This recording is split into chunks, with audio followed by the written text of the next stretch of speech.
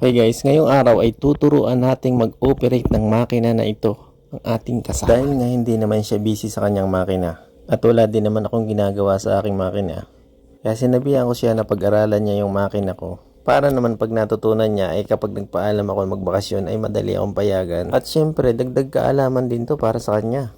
Dagdag sa kanyang arsenal, ika nga.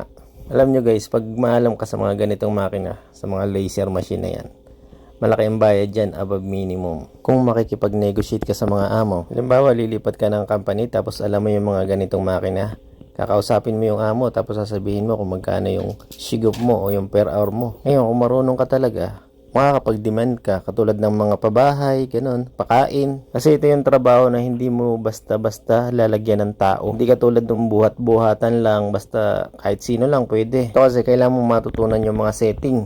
Kailangan mong pag-aralan yung laser technology. Ang problema kasi sa mga ganitong makina kapag hindi siya nagkakat o nagkakaroon ng troubleshooting. Ngayon kung hindi mo alam yung ganitong makina, mahihirapan ka. Dito katulad dun sinasabi ng isang nag-comment dyan na basta ka lang daw latag ng latag. Tapos dampot ng bakal, hindi ganon. Kailangan ano yan, isinesetting yan. Kailangan alam mo ang gagawin kapag hindi nagkakat o kapag nag-e-error ang makina.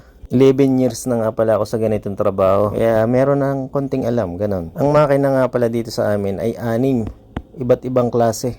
Trump, Bystar, Marvel, Tanaka, 2 Bodor. Yun yung mga na-operate ko na sa loob ng 11 years. Ito yung pinaka-latest sa amin na makina, yung 30 kilowatts. Sabi ng engineer, nag-iisa lang daw to sa Korea. Ito yung nagkakat patagilid.